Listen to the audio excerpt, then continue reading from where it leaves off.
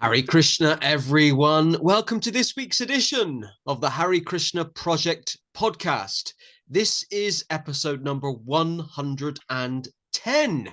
A big thank you to everyone who continues to tune in from all over the world. We have a very supportive, and I'm very grateful for that support, a very supportive global audience. Do not forget, if you're watching this on YouTube, to hit the subscribe button if you haven't already, so you can be kept updated about future podcasts and video productions from the Hare Krishna Project. And of course, if you're watching this on Facebook, to kind of do the same. I would really like it if you liked and or followed the Hare Krishna Project Facebook page, so you can be kept updated about future podcasts and other things we're doing here at the Hare Krishna Project. As you know, we don't just produce podcasts, we also do book distribution, school programs, Hare Krishna festivals, things that keep me out of trouble and keep me busy. Okay, fantastic. Let's kick off with episode 110. I'm absolutely delighted to welcome our guest this week. It's Kakudmi Prabhu.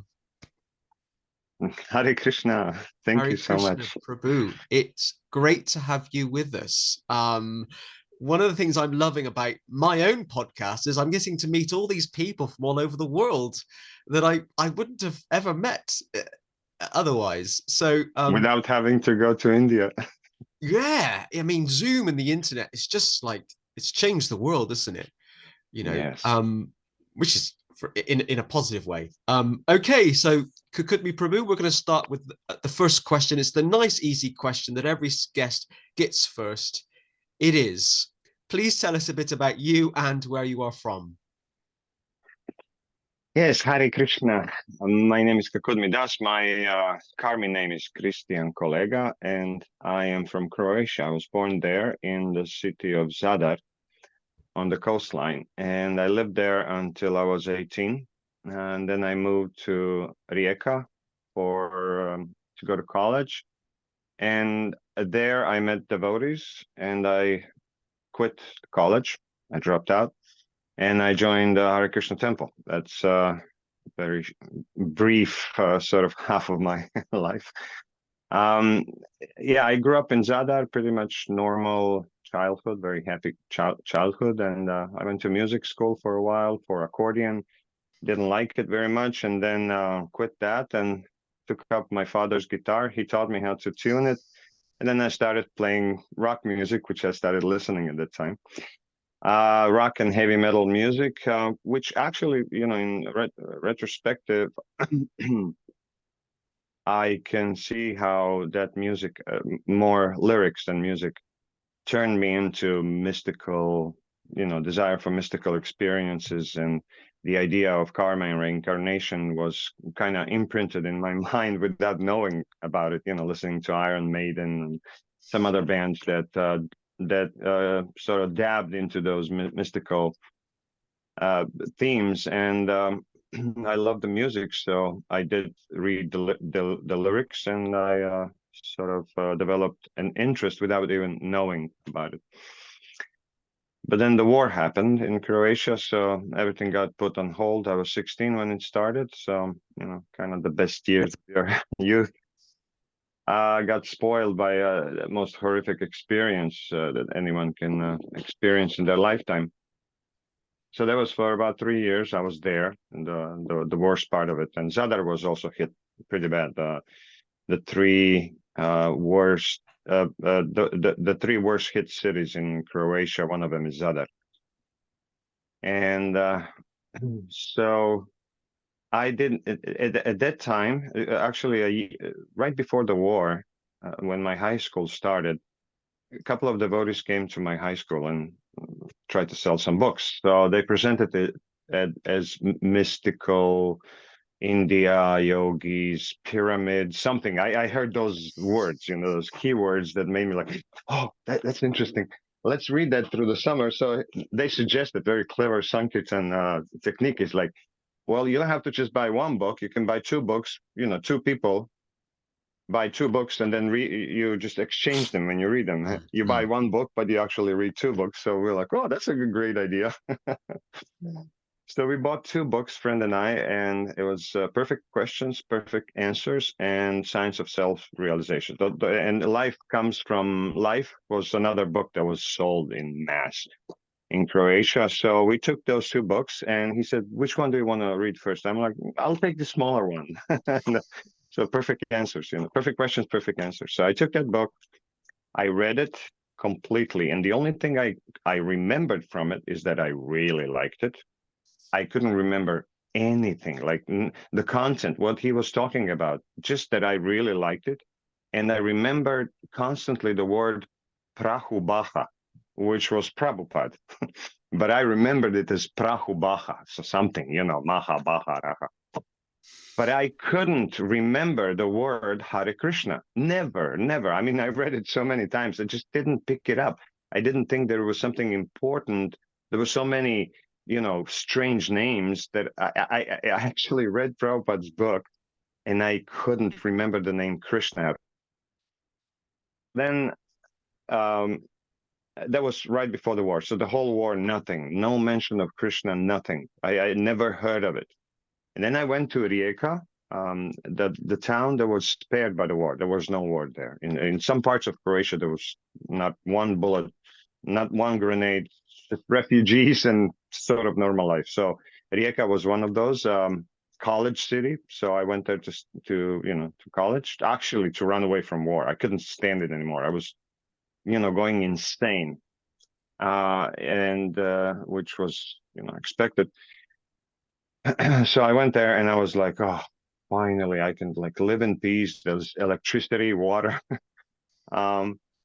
and few months, of partying and just relaxed life, intoxication, and all the things that you would expect from an 18, 19-year-old. A friend of mine came to that city a few years prior. He was older than me, so he started going to college. And he met devotees, he met Sai Baba followers, he met, transcendental meditation people. He was like into philosophy, into this, deep thoughts about life and everything. And people didn't like him generally because he was kind of dark, but I liked him. He was my friend from Zadar. And I liked, I like talking to people who are deep and independent thinkers. They actually go deeper into certain phenomenons or just expressions that we use every day, like "you're my friend, I love you," but do you really? What is friend? I was like, yeah, that's interesting to me as well. I like to analyze things. And so I saw like a poster of Goranga Bhajan Band. That was 1993 in October, November, something like that. And so because I was playing in the band, in Zadar and in Rijeka when I went to college. I immediately found a band. They found me actually, and so I started playing with them. And I knew the scene, the musical scene. I knew the bands and everything. So I see this huge poster. They're playing in the main venue in Rijeka, and I never heard of them. I'm like, who are these guys? And so this friend of mine, he told me, "Oh, those are Hare Krishnas." I'm like, "What's that?" "Oh, well, it's Indian philosophy, karma, reincarnation, this and this." "Oh, that's interesting. Tell me more." And so in the following month or two, I met through him a few more people who are going there to the Hare Krishna programs. Every now and then, they're still smoking and drinking, and regular students, Croatian students. But they develop interest in conversations, about life and death and soul and God from a different perspective, Eastern perspective. I'm like, and they were trying to convince me to come with them to one of the Sunday feasts, and I'm like, blah, blah, blah, blah, blah. I'm not sure, long-haired cigarette beer. I'm like, I don't know. It sounds too pure to me. So I was kind of postponing it for a few weeks, and finally I buckled under the pressure, and I went to the Hare Krishna temple. It was just a house. Lower floor was ground floor was decorated as a temple. Removed all the furniture, tore down some walls, and there was a big, like a living room made into temple room. So I took off my shoes. I went inside. They already prepared me. There's going to be music. There's going to be a great lecture, and there's going to be wonderful food with, like, spiritual energy in it, and it's just like hits you in the head, and you start laughing, and it's just, I'm like, all right, let's go. And so there I was, first time with Hare Krishna devotees in the temple in 1993. It was December, and I sat down and I looked at those pictures. They were like typical Indian pictures, not BBT pictures, but they bought from India those typical Indian, very nicely with silk images, and the pastimes of Radha and Krishna and all these things. And I'm looking around and I'm seeing the altar. There was Panchatattva picture that didn't have deities. It was a Sankirtan center, and I'm like, why do I feel like I'm home? What's going on with me? I should feel strange here. And although it is strange, I'm first time here and some weird religion, and I feel like I'm home. And this was like, semi-scary feeling. And so as the program went on, everything was just wonderful. As I sort of telling me, there was a like tiny little voice, like 700 miles deep inside my heart, telling me, now that I saw devotees, bald and with tail and all these things, with dressed up like that with tilak on. That's something I would never want for myself at that time. I wanted a new guitar, a lot of drugs, a lot of money, a band to play. But to become a monk, no. That was not part of the plan. But the little voice inside, little but strong, told me like this: you will end up here. I'm like, what? No. And my no was so weak compared to that, yes, you'll end up here. And it was like a scary feeling. It's like jumping out of the airplane with a parachute. You're scared, but you want to do it because there's an experience promised to you, after you make that initial jump, that initial plunge. And so I started coming, talking to devotees more and more, intimately. Like after the program, I would come before the program. I would help them out, clean up. Then I stayed a few times for the, overnight for 2 days, like a weekend. And then I started chanting quickly, 16 rounds after like 3 months of coming to the temple on a regular basis. And I stopped eating meat immediately. And following all other everything was done in 1 day. Cigarettes, drugs, just smoking, marijuana. That was luckily the only thing, even though I was surrounded by drug addicts. My hometown, together with Split, I don't know if you heard of Split, Dubrovnik. I have heard of Split, yes. Split, and then right a little bit north there's Zadar. And those are like 3 gems of Croatia. There are other smaller cities, Šibenik and so on, but people around the world usually hear about Dubrovnik, Split, and then maybe Zadar. So Split and Zadar were like, capitals of drug use. And I was very lucky. My parents, my karma upbringing saved me from that terrible fate. But even though, there are some devotees that came to the temple right after I joined, there were drug addicts when they joined. And it was just, there was no cold turkey. There was nothing going on that you would see, oh, they're coming off of heavy drug use. No, just chanting, getting up in the morning, prasadam, lots of prasadam, lots of kirtan, service all day long. They were just healed like that. We wouldn't even pay attention to that. We wouldn't even like, are you okay? Do you have cravings? It's okay. You can cry. No, nothing like that. Just devotional service. So, I was lucky I could quit all that alcohol, meat, eggs, and all these things. I still had a girlfriend, and we were kind of coming together. I tried to see if she would like something like that. Then I would opt out of brahmacharya and choose grihastha life with her. As long as Krishna is in the center, everything else can remain the same. She didn't like it. She saw that this was pulling me in way too strong. She could feel that. She's a woman, and she could feel that. That she's losing a part of me that was obviously more important than these other parts of me. which also helped me get, detached from her, even though we were engaged 3.5 years. Yeah, I was very young. I'm like a one-woman guy. And so in a few months before I actually joined the temple, I saw that, she didn't really love me as a person, but more like the symbols that I present, whatever I presented to her at that time. So when I removed those symbols, like a long, beautiful long hair, really long hair, all the girls envied me. Like, oh my God, I want to have something like that. When I cut that, I saw that, she worshipped my hair more than she worshipped me, even though she claimed, she loved me. But that's a not unusual story for devotees. They realized that the love is not really that deep. If it was, I would definitely take it. But now that you have higher standards of love and friendship and meaning of life, you can't be bought by superficial attention from people who are not interested in anything deeper in life and then sense gratification, and just enjoying material life. That's fine, but if there's nothing deeper than that, then it's not fine. It's not fine on its own. Yeah. So that I broke it off, and I joined the temple. Actually, I came from the college. It was 94, June. I came home. My parents didn't know anything. They just knew that I quit cigarettes and then I cut off my hair. So they were like, "Oh, that's good."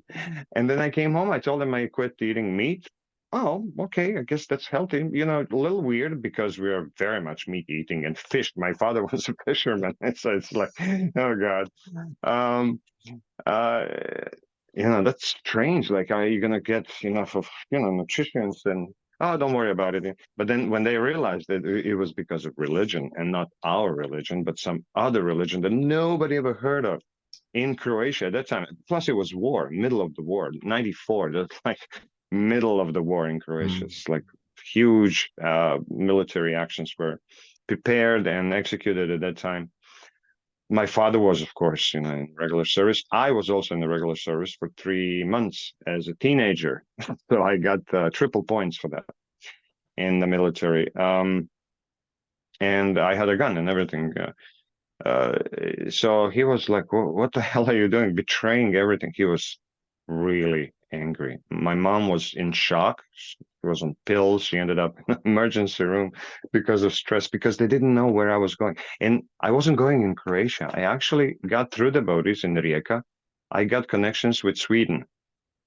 And one devotee who was managing the farm in, I think, Amviksgard or Korsnäsgard, I approached him and I said, look, I want to join the temple, but I want to go somewhere where there's a lot of devotees, a lot of service, so I can be trained really well. I know my mind. I don't want to be amongst familiar things. I want to go somewhere where nobody knows me and I know nobody. So there's no, so I really have to serve and transform myself. I really wanted to become a good devotee.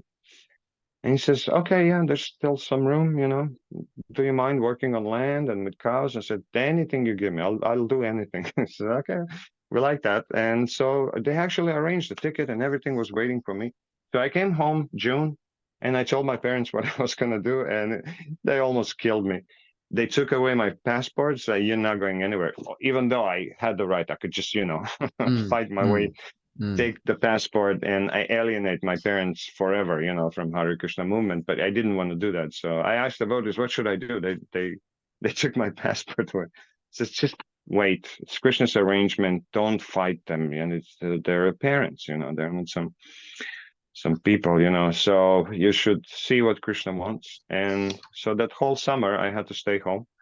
But I lived as I was planning on living, getting up early in the morning, chanting my rounds, offering food, reading books, preaching to my friends, going for swimming, just chanting all day long, listening Walkman lectures. So like I was in the temple. After 3 months, my mom came. My father wouldn't even look at me. I was lucky that he didn't beat me up, he's just huge guy, fisherman, and I'm like this skinny. And so she gave me $300 and a Muchi box. She bought me all these things for shaving and all that. She says, okay, in my passport. And she says, go and come back. And so I went to Pregrada. Now, actually, I went to Zagreb then. I was hitchhiking to Zagreb to pick up the tickets because they were waiting for me there, airplane ticket. And I came there and I called Navadip Prabhu. He was a temple president at that time in one of the big temples in Croatia, a big preacher at that time, the biggest preacher almost in the whole Europe, one of the top preachers, and Grihasta. He was called White Sannyasi or White Swami, something like that. He was a really great preacher, and he was my personal mentor. So I called him and say, there was supposed to be tickets for me. He says, "Oh, but where were you?" You were supposed to come 3 months ago. I say, "Yeah, my parents, this and that." He says, "Yeah, you know what? They told me that meanwhile, 50 Russian devotees came to live in Sweden, in Swedish farm, and there's no more room for you. So sorry, you're gonna have to join some other temple." So I'm talking to him on the phone with Navadip, and I say, "Well, what about your temple?" He says, "Sure, if you want to come." So I stayed in Croatia in temple, Pregrada temple. That was the first temple that we owned. We owned the house. I'm kind of sorry that we sold it later. We sold it a year after I came, and we went back to Rijeka. So yeah, that was my journey to devotees. So many details. Of course, every devotee can write a book about all the details. How the Krishna's arrangements. That's I'm assuming devotees understand that. It was not just I bought the ticket and I went to the temple. There was war. War and torn country. It was difficult to travel, especially to hitchhike. So it was amazing actually life that Krishna produced for me, in front of me and offered for me to take it, and I took it, and I ended up in Temple of Pregrada, where there was a lot of Sankirtan devotees. Basically, everyone at that time wanted to be a Sankirtan devotee. So I joined that crew for 3 months. I cleaned the temple, of course, as I should have, and I was supposed to do that for 6 months and then maybe Sankirtan. But I was really like, I wanna, because I saw all the devotees, coming from these Sankirtan centers to the main temple of Pregrada, and for a weekend, and then roaring kirtans, amazing festivals, and then they leave somewhere. They can't wait to leave. I'm like, why am I here? Why am I at the temple? I should be with them on the front line.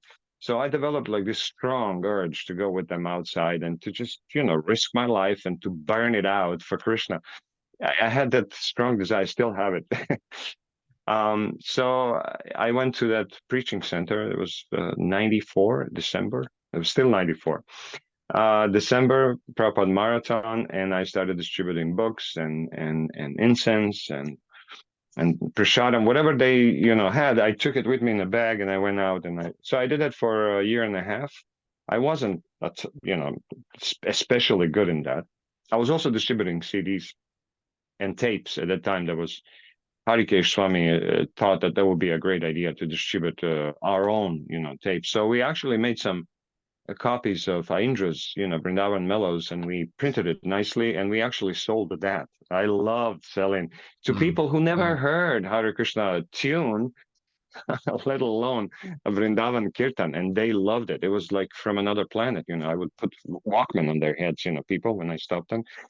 Listen to this, and they would go like, "What is that?" The roaring kirtan, Indra, and so I had some success doing that, but I actually, because I was a musically inclined, Navadip Prabhu recognized that, and he always wanted to have like a band, sort of not just bhajan band, but also modern band, so we can do Sunday feast, nice little, rock or ambient, or this is jazzy type of,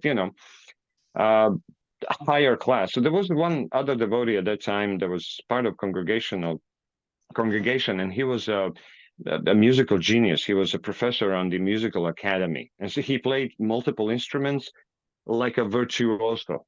So having someone like that in the congregation, and also very humble and very willing to serve anything, not married, no children. So it was wonderful. So him and I, we started, organizing this band. We called it Supreme, and we recorded one album, sort of like pop jazz songs, and at that time, I recognized that what we do on Sunday feasts, we would usually use tampuras, microphones, sometimes bass guitar, and it would sound lovely. People loved it. And I thought, why not taking this atmosphere of Sunday feast bhajan, all plugged in speakers, tampura, some other instruments, and take it out on the street. And this is where my sort of career, devotional career began. That Krishna Wow. inspired me that, these Harinams don't sound very good to me. Ting, ting, ting, Hare Krishna, bungy, bungy, bungy. And people go like, some of them go like, oh, this is crazy. I love it. And then we go, oh, it's working. But most people go like, because they listen to, highly produced music all the time. And what we give them is not even recordable, from the air. And I thought, why not bringing them, really nice, polished music? Let's see how they're going to react. Let's see, what Krishna wants. So in the beginning, the authorities, of course, they said, yes, please do it. So the first Harinam was amazing. We took the carpet, like a flying carpet. We put it on the main square. We took the rolling cable. We asked the first bar if we can borrow some electricity for our speaker. He said, we will give you some money. He says, oh, you're going to play? Yeah, no problem. Just take the electricity on. So we would plug it, drag, 30 yards, and then plug in all the amplifiers, speakers, and we had the carpet and, for devotees to sit. And we plugged in the microphones. And as soon as we started setting up, and big Maha Mantra behind us, as soon as we started setting up like the serious gear like that, people started gathering. We didn't even started chanting. It was like 100 people around us before we Wow. even started chanting. And we were like, oh my God, this is working. Now we have to really perform.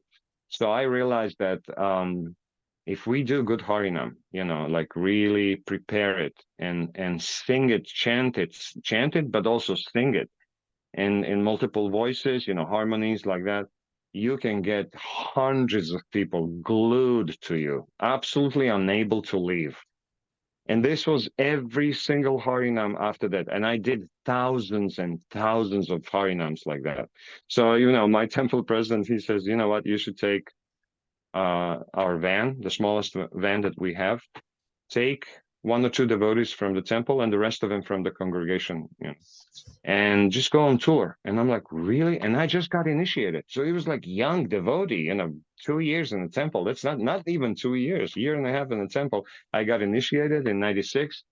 And right after initiation, he says, take the van, take the equipment and go.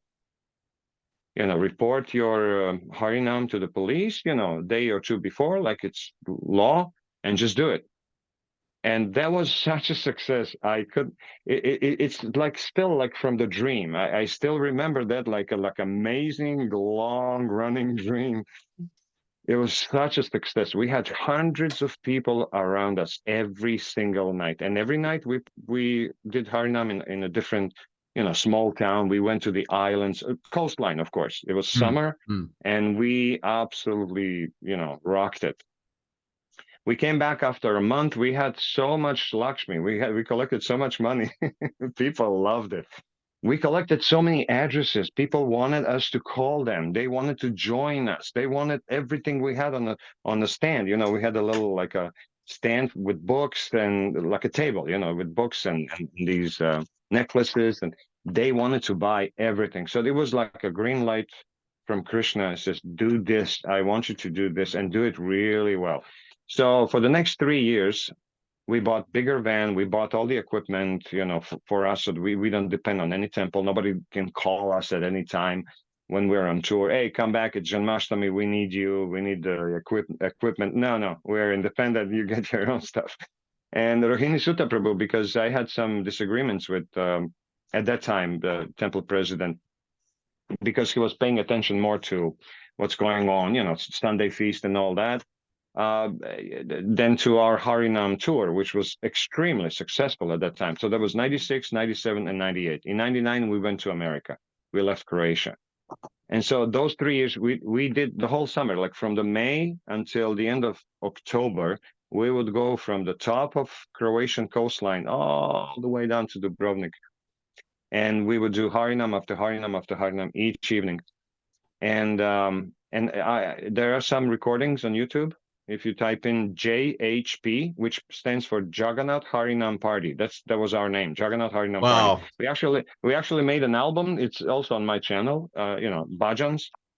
And we had a van. We printed a big Jagannath on the van, and we had like 7 devotees, a lot of equipment, and we had a separate car with Matajis who would come with us. Those were like local Matajis, mostly students who were free on summer. And they were like, can we go with us? Can we go with you? And I said, well, it's a lot of austerities because we sleep outside. We didn't have accommodations with devotees. There was just a few grihastas, and they just couldn't accept 10 devotees, at once. So sometimes we accommodated Matajis, to sleep somewhere, if somebody offered. But most of the time it was just open air, somewhere in the forest, illegally, of course. But it was wartime, so we could do a lot of things that we couldn't do. Actually, 96, there was no war in Croatia, but still Bosnia, and then later on Serbia. So it was war around us, but not in Croatia anymore. So we could travel. There were tourists, especially Germans, Italians. Oh, they couldn't wait for war to end, so they could swarm on the Croatian coast. And there we were, just we came inside like in a bee's nest, so many tourists, and they had nothing to do. It was just us, like ice cream parlors, some cafes, some restaurants, just the usual thing.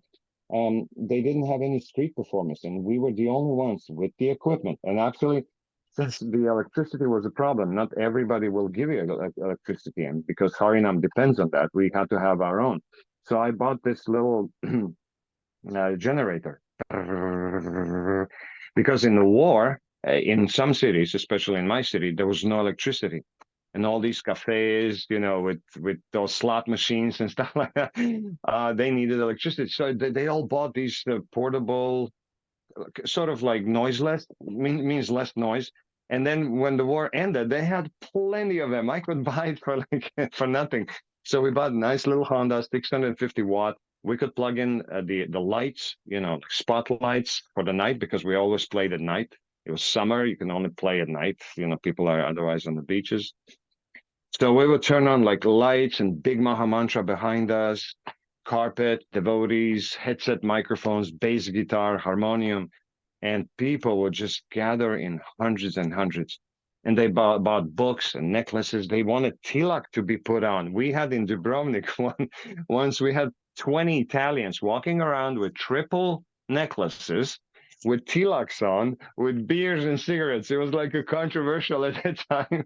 Like, should we do it or not? They wanted tilak on. They wanted to look like us. They wanted to be with us. They were so attracted to devotees. And we're like, we should do it. We should definitely do it. So it's so many amazing, episodes with Krishna in Harinam like that. How to cook in such conditions. We always had to cook in the van. We had to hide somewhere because it was all illegal. If police caught us, cooking somewhere, illegally, and going to the camps, it was way too expensive. It was way too many of us. That's the whole crew of 10 people traveling together. The Matajis would sleep like 20, 30 yards away from us in the tents. And we would cook together, eat together, have morning program together, and then kind of rest, go to Sankirtan, collecting some boga during the daytime, and then nighttime, Harinam from 8 to almost midnight. And then from after that, we would look for a place to sleep, because you can sleep just anywhere. One person, yes. 2 people, yeah. But 10 people. So sometimes we would go to bed at 2:00 in the morning. We couldn't find a place to sleep, And then 7:00 in the morning, police would usually wake us up and get up. You can't sleep here. And then when we said we're just humble monks, we're leaving right away. Oh, you're monks, okay. It was just wonderful, wonderful life, but very austere. But I got used to it. I thought it was normal. Like, if you want to do this, you have to live like this. So then a lot of devotees invited us to come to America. They said, Kakudmi, you have to come to America. America is huge. You would be like a king here. Everything would be your kingdom. You could play Harinams everywhere. And it was a fact that not a lot of Harinam, barely any Harinam crew had equipment like we did. And and the repertoire of songs that are so easy to dance to and to go crazy, like Indradyumna Swami and Sri Prahlad. In the 90s, there was also Transcendental Village with, what's his name? I forgot. I used to know his name. Something with R, a Polish devotee or Czech devotee, something like that. They had this band, Transcendental Village, and they had these amazing songs that are so easy to dance to. So I learned them and kind of developed my own style, and it was a winner. Devotees loved it everywhere we came, anywhere we came. We also went to one tour of Germany, France, Sweden, and we played at the temples there as well. Devotees were just exploding with ecstasy because we were so well trained, with always similar songs. We had huge repertoire, but we will, day after day, same songs. We became like a pro, um, and um, and then finally, because Harikesh left, the temples, dipped into a huge crisis. A lot of devotees left, and we still had that invitation from America. And the temple presidents at that time, leaders at that time, were not very inspiring for us because we were at this high level of vibration, Harinam, all the time. And in the wintertime, we weren't idle. We were doing public programs at some public, space like cinemas, old cinemas or schools. We would make the same thing, but indoors. And then we could also give longer lecture, make great prasadam, and then invite a lot of people to come to the temple. It was very successful. I mean, we were bringing tons of devotees to ISKCON temples at that time. And so, yeah, winter, summer, all year rounds from 96 to 99. And then in February 99, we went to India. Mahatattva Prabhu and myself, he was part of my crew for the last 2 years. And basically after that, we basically traveled the whole world together. And now he's known as Bhaktiananda Tirtha Swami. Bhaktiananda Tirtha Swami is the first Croatian sannyasi in ISKCON. Yeah, and the youngest sannyasi, I think, so far. He's a year younger than me. So we went to India to sort of prepare for our trip to America. We still didn't have any visas, but we were planning on getting, some invitations to go there. And we went to India to buy a lot of paraphernalia so we can live off of that. In America, doing Harinams, you have to sell a lot, different things, like especially necklaces and some other, things that people like, japas as well, incense, of course, tilaks. We would sell those, and that's how we would maintain, and cover our costs of traveling all the time. And so we went to India, and there we met Prithu Prabhu, which I, of course, knew from before. And he was very fond of me. Even today, he was, for some reason, always very fond of me because I guess musician, preacher, Harinam, it's easy to be likable, I guess, on those terms. So he offered me to come to America. Like, I'll take care of your visas. You just bring all the devotees. I had to pay for the tickets, of course. Meanwhile, I got married with one Mataji who was traveling with us for the longest time. I tried to like chase her away. Go! I don't want to get married. She was so persistent that I finally, gave in. And it's a trick. You just have to be persistent and subservient, and yes, sir. And finally, a man will take you as his wife. A dumb man like I am. And so we got married, but the condition was, look, we're going to America, and this is what we're doing. If you want to be my wife, you can just continue with your service. She was a good singer and good Sankirtan devotee, and a very presentable lady. And so it was like an addition to our full-time crew. Yeah, sure, as long as she's your wife, she's not just a Mataji there, it wouldn't be appropriate. But the full-time Mataji, I only like this. So, of course, that wasn't the only reason why I got married to her. So we got married. I went to India. We came back from India. And in June of 99, we went to America. The three of us. Maharaj, at that time, he was Mahatattva Prabhu. My then wife, my first wife, and myself. There were supposed to be other devotees coming with us because our crew was bigger. One of them got stuck in Croatia because of military service pulled him in. The other one went to America before us because he wanted to meet with his guru, Bhakti Tirtha Swami. So he says, please, can I go earlier so I can like meet him there, maybe got initiated and all that. And when you guys come, I'll just join you and we'll go our own, our own merry ways of Harinam preaching throughout America. So by the time we got to America, he got pretty engaged with Bhakti Tirtha Maharaj. He actually got some pretty high services. And he told me, please forgive me, I cannot join you. So at the end, it was just 3 of us. Not enough for a good Harinam crew. And so we came to America. The first thing that we did, we went to the Rainbow Festival at that time. It was 99 in Pennsylvania, in Allegheny Forest National Park. It was so beautiful. My first experience of America is Allegheny Forest Rainbow Gathering Festival with naked people and all kinds of people and all kinds of spiritual camps. It was the first experience like that. I loved it. I completely lost my voice. I couldn't speak after that for like 10 days because there's no microphones, there's nothing, there's no meat, actually. No meat, no fish, no alcohol, no amplification, no electricity, but a lot of drugs. A lot of drugs and naked people. Like, that's okay. And so we had a huge camp with Prithu Prabhu there, and some of his devotees came, his disciples, and Maharaj and I mean, Mahatattva and I, we joined him. My wife was supposed to come a few weeks later after we are done with the festival. She was supposed to come, and then we go to Oregon. We were supposed to go to Prithu Prabhu's temple and do Harinams there in Portland.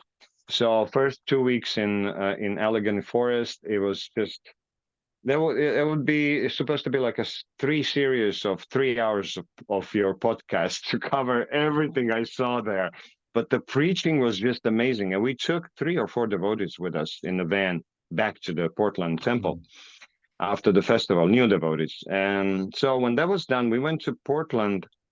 My wife came, we went to Portland, and we started doing Harinams there. We had all the support from Prithu Prabhu. It was his temple, and there was a temple president there who was a Serbian devotee, and there was another Bosnian devotee there. So we were like, our people, it was just wonderful.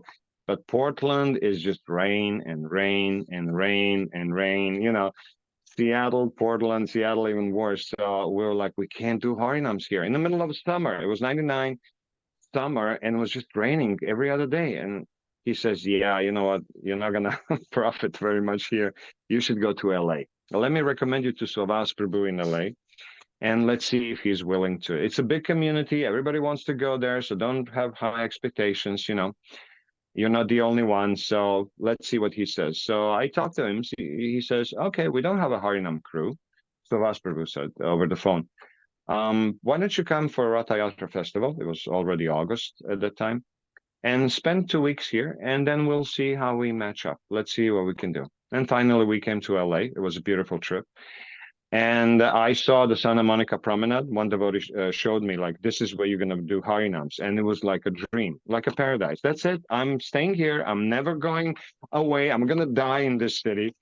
Los Angeles, for me, was like a climate and just that Santa Monica Promenade. And people, actually, you can have permit to do Harinams there. There are permits and there are regulations. Everything is regulated. I'm like, wonderful. So basically, Svavas Prabhu liked us. He says, yeah, we could use Harinam crew like that, even if it's just 3 of us. We can take some devotees from the temple. In the next year, I actually had another devotee from my crew flown to America. I had Svavas Prabhu take care of his, immigration and everything. I said, I need one more devotee from Croatia who knows how to sing my tunes and who's willing to go on Harinams all the time. So we got another crew member. So it was 4 of us. Of course, my wife got pregnant, so it was again 3 of us. But we had some devotees from LA Temple. It wasn't easy as you would think, like LA Temple, so many devotees. Yeah, but everybody's engaged, either Sankirtan or kitchen for the restaurant or shop or so many other services. Big temple, a lot of expenses. And it was hard for us to get someone to go with us every day, in the evening. But we managed, we got new equipment. Instead of the generator, we got the battery, marine, huge truck battery, and the inverter. That was the like big deal at that time, just starting. So we had quiet Harinams on Santa Monica Promenade. I mean, quiet, no noise. We got along with street performers at that time pretty well. They loved us. But it was a different success. You see, Los Angeles, there's so many street performers. People are saturated with sense gratification and all these offers. We were nothing new to them. But on Saturdays, when more devotees would come, when we would have a setup similar to Jagannath Haran Party in Croatia, like 7, 8 devotees and all singing in microphones, then we would gather a huge crowd. Then you could distribute a lot of books. You could invite somebody to come to the temple because they were impressed by what they see and hear, especially what they hear. You know, a lot of devotees dancing, they saw that. Dancing Hare Krishnas, they saw that.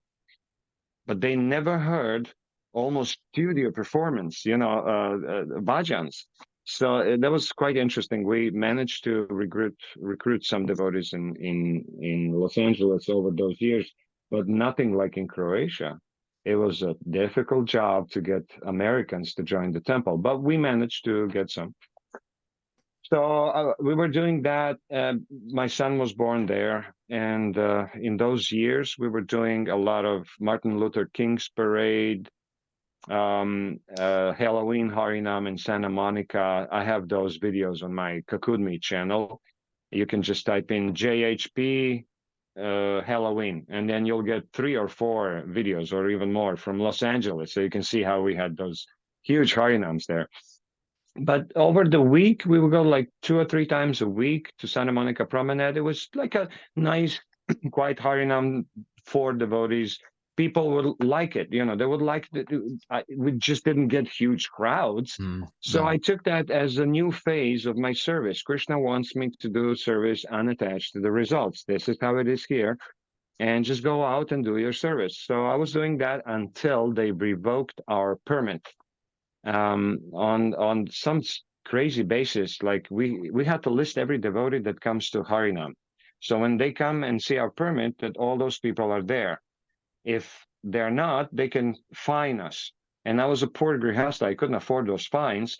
So I told the temple, look, they're doing this now, and that's completely unconstitutional. We're doing religious ritual here. We have the right to do that. And every time some other devotee wants to come with us to Harinam. I remember so many gurus, you know, Maharajas would come to LA. They found out that we have regular Harinam crew. They can come with us. I remember Bhaktisiddhanta's Maharaj, once he came, he was so jet lagged. He says, Kakudmi, I heard you have Harinam crew here. Can I go with you, please? I need to get out of this tamas. And he was so grateful. And now I couldn't do it anymore. So Amarendra Prabhu, the lawyer, at that time they had that big court case, you know, 400 million. In the middle of it, I asked him, can you please fix this? And he says, yeah, I can fix that. That's unconstitutional. I take care of that. We're a religion. They're going to allow us to do regular permits, you know, so we can play. But it never happened. And this is where my Harinam service stopped, sort of. Also, my marriage went down the drain. That was 2006. We split up, but I stayed really close to community, basically walking distance, 5 minutes. So I was still there living with another devotee, you know, like a roommate. Doing my computer job, I was doing computer jobs there, you know, like a computer guy to maintain my family. And since my Harinam service, you know, dropped, I was doing just 1 or 2 Harinams a year, you know, Halloween or Martin Luther King or something like that, Ratha Yatra. And I thought, well, okay, I'm a grihasta now. I can't really travel. I have this marriage that doesn't work, and I have to basically maintain my family. I know how this works. Many devotees were and are still in my position, so there's nothing new. You just have to, you know, sort of adopt to these new changes and maybe preach online. So I was doing some forum preaching, you know, irritating scientists, you know, telling them how stupid they are. A little bit of fun, a little bit of preaching, but that was not it. You know, comparing to my previous service, this is nothing. I was always dreaming of traveling, but how? But and so this is where the 2007 came, and I got healed. I healed myself from something we didn't talk about so far. This was just my journey through ISKCON movement and going to America, India, America, and doing Harinams there. And then this is when 2007, 2008, I came back to Croatia, but for a different reason now. And the reason was because in 1999, 1998, so a year before I went to America, I started getting back pain, issues. And that was nothing unusual. Like 2 or 3 devotees in our group, were also having, some pains and cracking backs.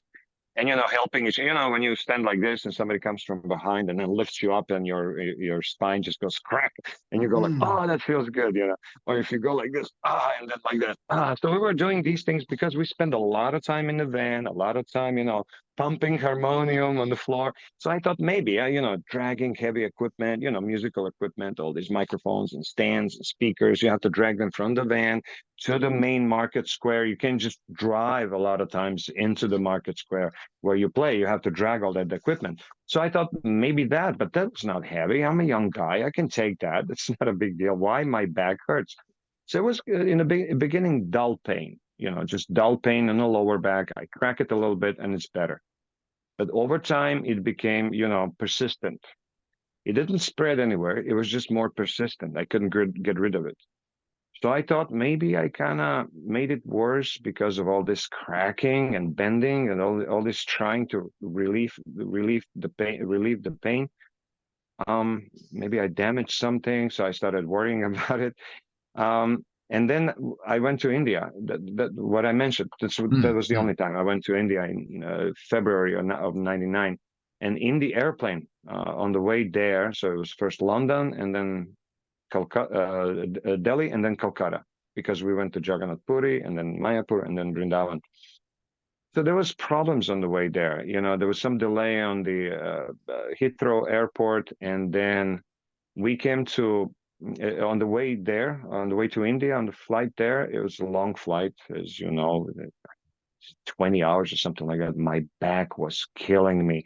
I had a feeling that I had like a fireball inside my, in the lower back, and just couldn't get comfortable. It was really painful. Oh my God.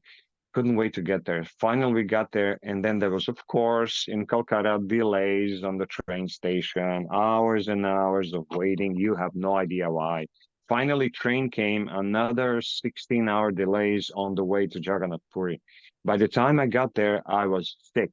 My body was just holding it in. And when we came to the hotel of Jagannath Puri, one of the hotels there on the beach, I just collapsed. And for the next 5 days, I couldn't drink. I couldn't eat. I was just in the bathroom and laying down, couldn't even walk after that. Finally, I got better, saw one day of Jagannath Puri, and then went to Kolkata, Mayapur, Vrindavan, all with the back pain. And I spent maybe last 2 weeks in Vrindavan with no back pain. For some reason, mercy of the Holy Dham, I didn't have back pain. But as soon as I came back to Croatia, my pain continued. So basically, it was safe for the 2 weeks in India. It was just pain. And then we went to America in '99. The pain continued there. Many devotees recommended different things. I had good friendship with Kroda Shyamani Mataji, Prabhupada disciple there. She was at that time big. I don't know if she still is. She's, older than me. So she should be over 60, maybe 70 now. She was big in Iyengar yoga. And she told me, you have to do these pulls and those pulls. And then I made friends with one chiropractor, also older than me, professional guy. I made a devotee out of him. He became a devotee because of me. And so, I asked him, can you please help me with this back? You're a chiropractor. Don't give me any story. Just tell me as it is. Do I need surgery? What do I need to do? And why am I suffering? And so he treated me a few times, and he says, you need to take care of this. You need to go to X-ray, and then we'll see. So I never did that. I never went to a doctor. So I didn't know what was happening. And all these years, he gave me some exercises. I did them, didn't help. I never took any pills. I hated those things. And so I was just suffering. And by the time we came to America, the pain was constant. So for the next 8 years, so 8.5, so almost 9 years, the pain was constant, and it was spreading to the upper, back, all the way up to shoulders and neck. I was in pain every day, all throughout my back. And then it was also going to my hips and joints. I felt like I was rotten. Like cancer was in every cell, in every muscle, in every bone. That's how I felt.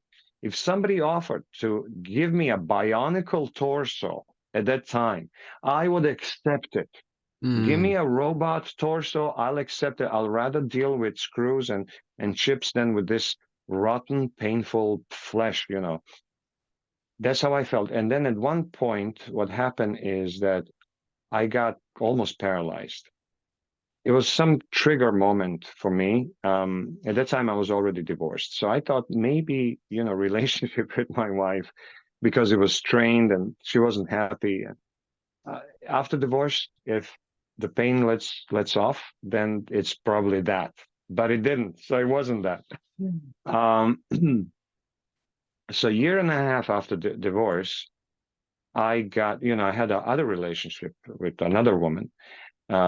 And I wanted to get married to her, but finally she decided she wouldn't. And that was the trigger when my back got really bad. And for the next 10 days, I was just lying on the floor, unable to get up. I was able to stand on my feet just enough to, even bathroom, I had to sit down all the time. I was able to stand for 2 minutes. I thought, my God, I let the cancer spread all over my spinal cord. And now I'm going to die and leave my 7-year-old, with his mom and in America. And it's horrible. What did I do? Why didn't I go to the doctor? So, and was a plan to go. I even had an appointment to go to do X-ray and maybe, afterwards surgery and all that, but I couldn't move for 10 days.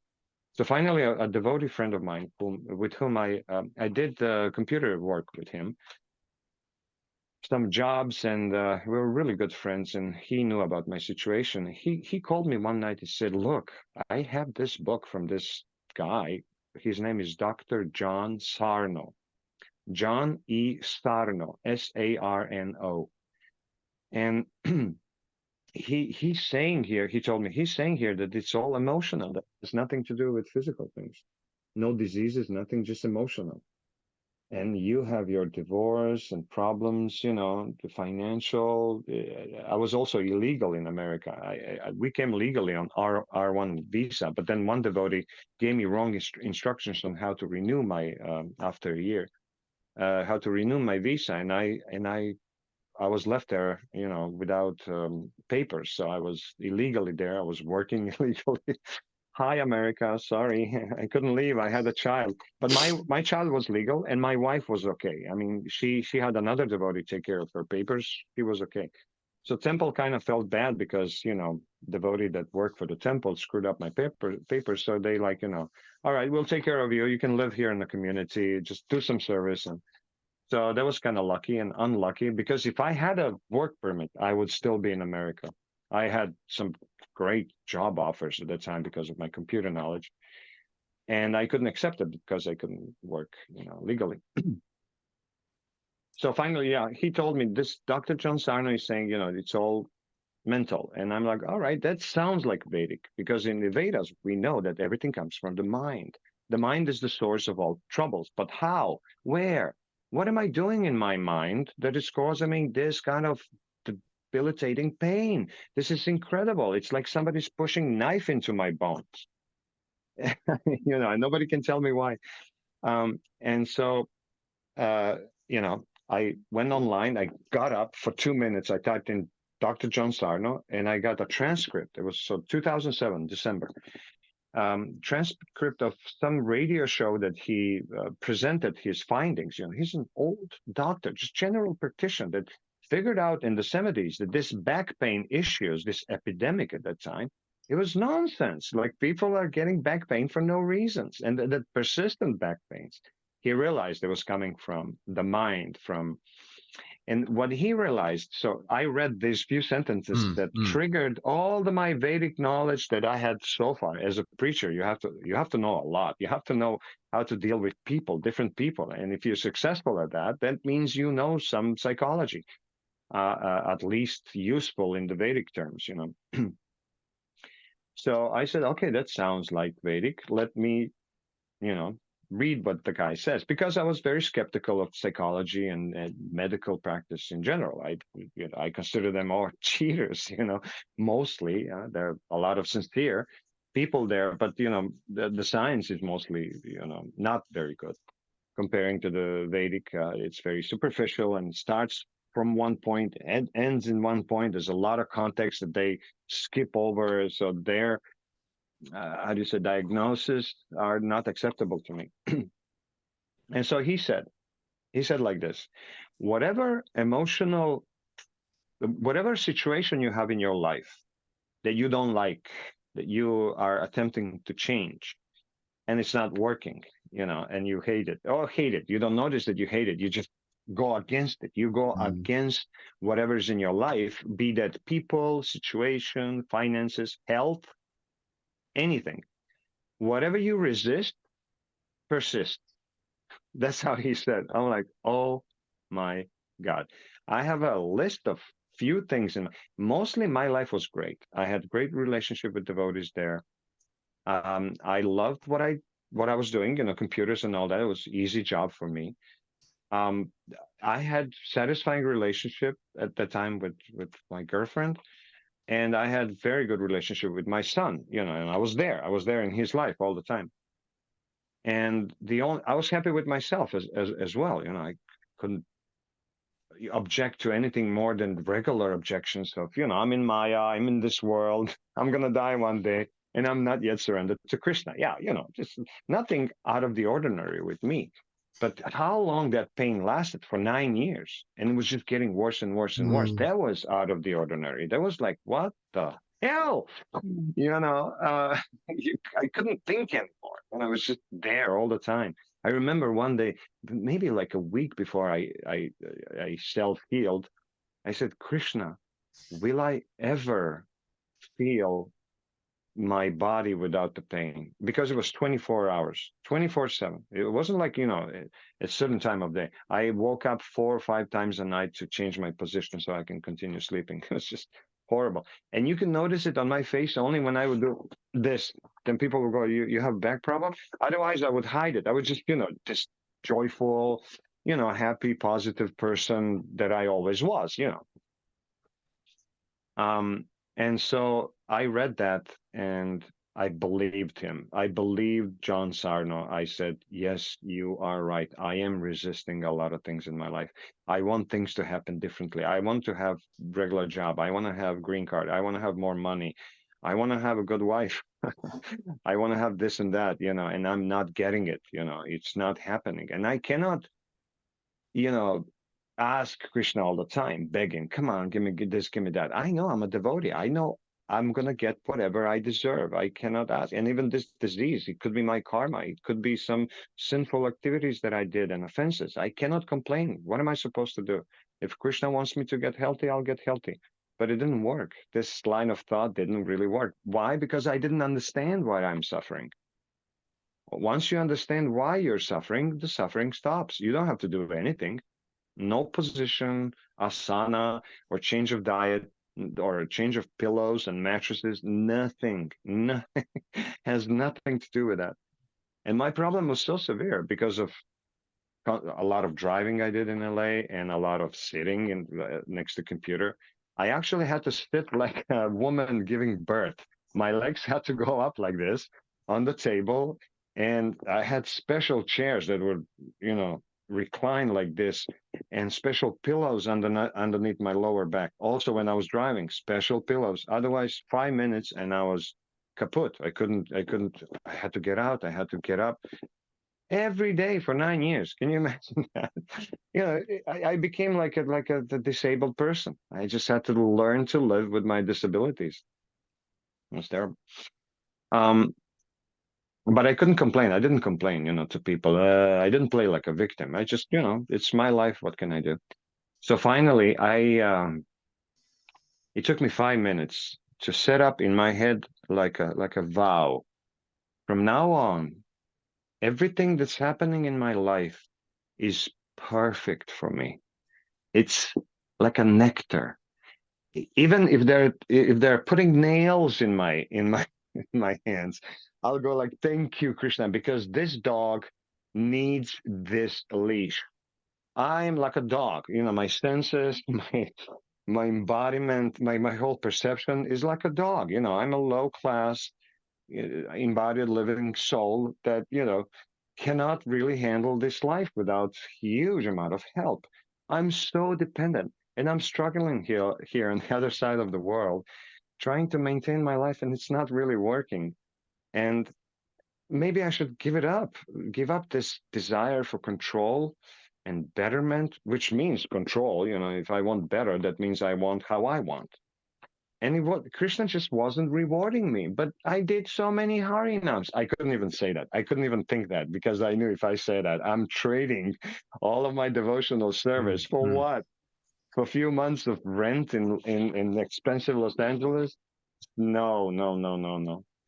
So I was basically, kind of trapped inside myself. I couldn't really ask for anything, and I wanted things. Deep inside, I was frustrated that I'm in pain, that I don't know why. And so finally, what I did, I realized how much control I want and how much I was kind of afraid for my future.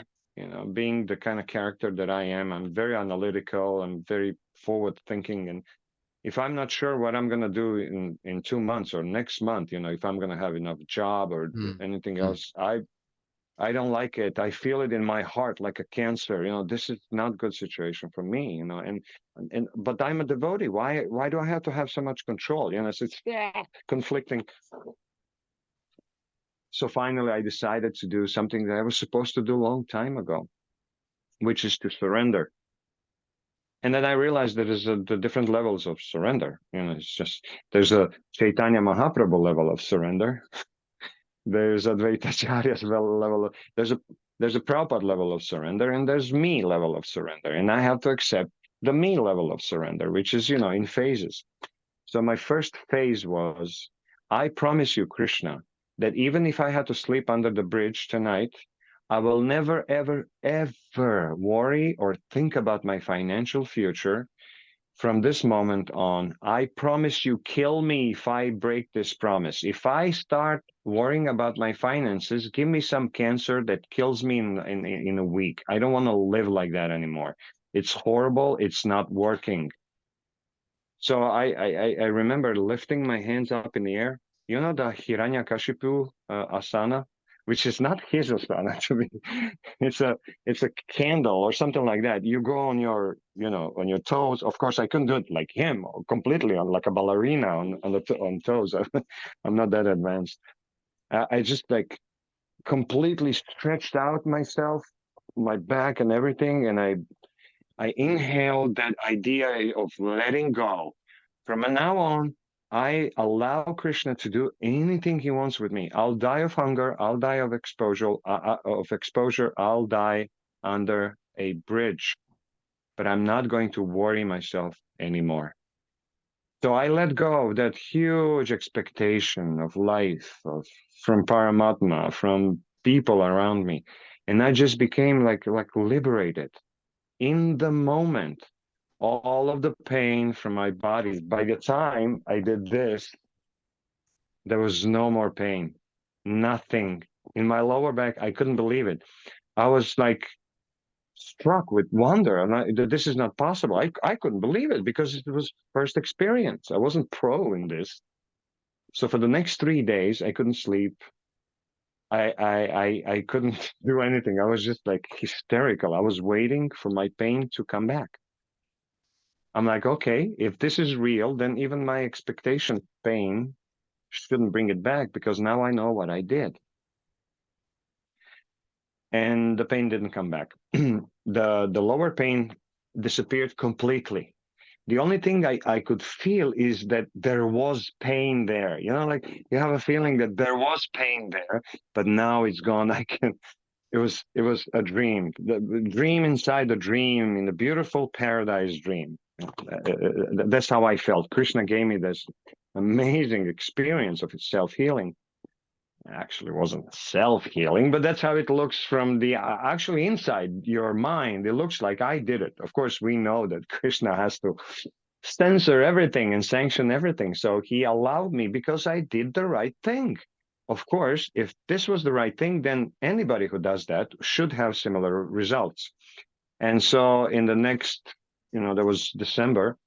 By the time I came back to Croatia, which was June of 2008, I had half a year to prepare myself, to go online and look for all the techniques that talk about the things that I did inside myself.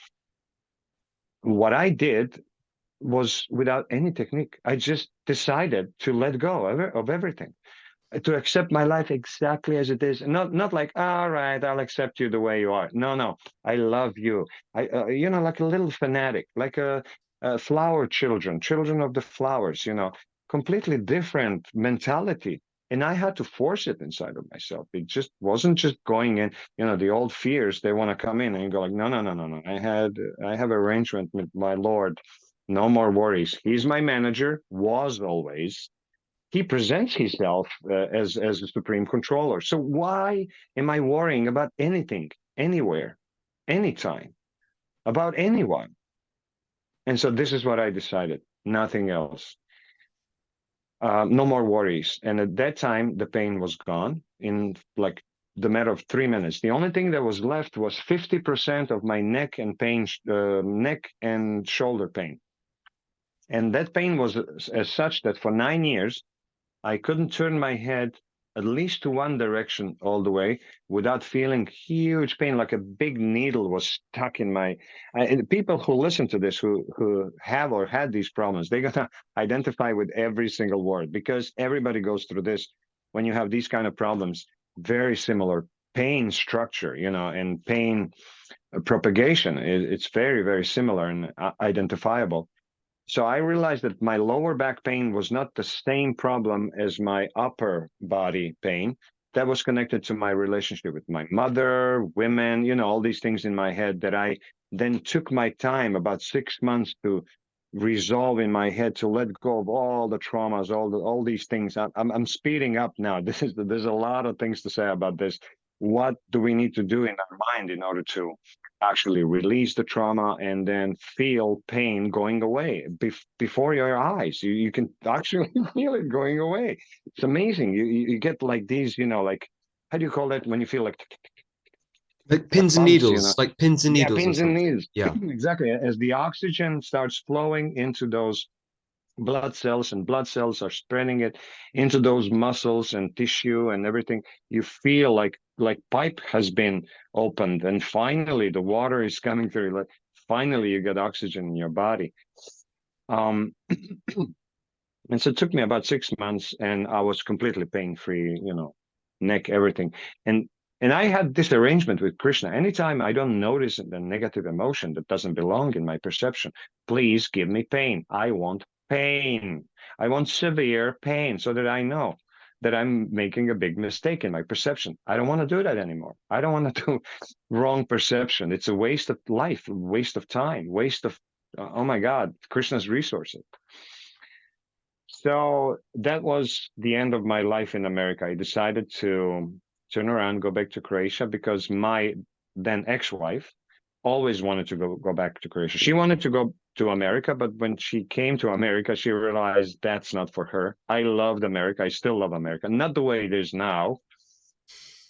No, especially in the city where I lived, I don't like liberal, government, democratic government, the way they allow all these horrible things to happen that we devotees don't like, I wouldn't want to come back there. But if it wasn't for that, I would love to be in America. I love American people. Oh, I love everything about America, as a devotee. But that was the end of my life there, I decided to go back to Croatia and to spread this knowledge to devotees, which I knew they're suffering. There's so many, especially Sankirtan devotees from my time, who are suffering pain in the legs and feet and back. And I thought, my God, what points am I going to earn with Krishna if I go back and heal some of those Sankirtan devotees so that they can go out and preach, So that was my plan, not to write a book, not to do seminars, just to go back and just spread this knowledge, just give it to the devotees, And also, I wanted to leave America because at that time Obama came to the power, and Krishna told me, this is the most demonic president so far. Get out of here. He is not going to do.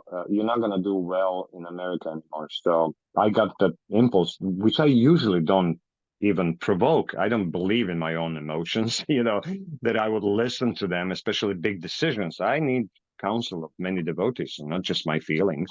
But this was different, like, get out of here.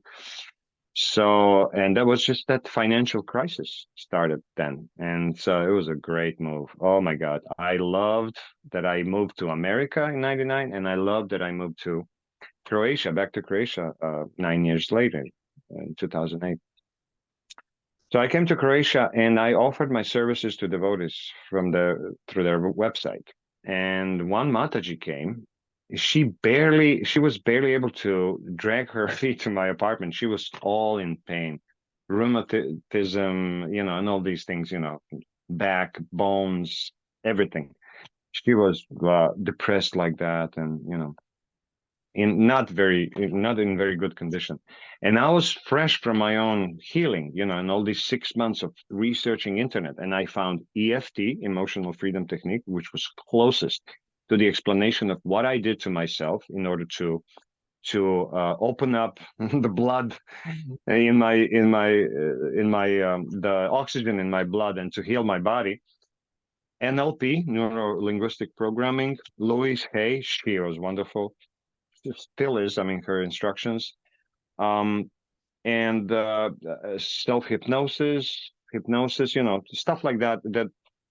But not every teacher. Some teachers, they were really, explaining it in a Vedic way that I could totally agree and identify with things that I did in myself. So I collected some of these techniques, and I thought, I'm going to present this to devotees because I don't know if I can really copy paste what I did at that moment when I healed myself. There's a lot of explanation of what I did in that 1 minute. I could talk for days and hours, to make sure that people understand exactly what they need to do. If you try to let go of your emotions in order to get rid of the pain, you're not going to do anything. It's like, I'm going to be unattached to results so I can get results. Doesn't work. Krishna recognizes that. The detachment has to be genuine. And so somebody has to explain to us, how do you become genuinely detached without expecting results of that detachment? Okay, I don't want to get healed. I accept everything. Where's the healing now? Well, that doesn't work. It has to be genuine. It has to be authentic. So I talked to her for about 3 hours in order to explain everything. By the time we were done, she was flying down the stairs. She was singing and flying and couldn't stop talking about her experience with me. And so many devotees start coming to me, and I just had results and results and results.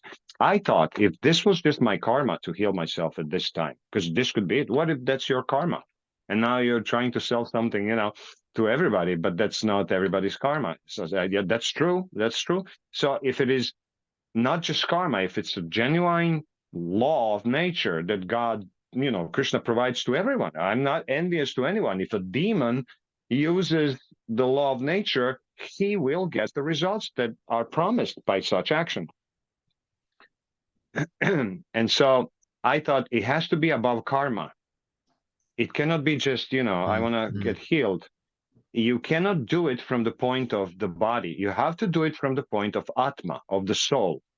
You have to think like a soul, in order to control your body, in order to influence your body. Otherwise, if you think like a body, your body influences you. And then you constantly in this loop, because I'm body, body influences me. And because body influences me, I think more like a body, and then blah, blah, blah, blah, blah, in the circle. So there was like also a point of pressure, before as a devotee, you expect that chanting and service in due course of time will bring about, superior consciousness. No, it doesn't really. Well, I'm not going to say no, it didn't work for me because my chanting was useless.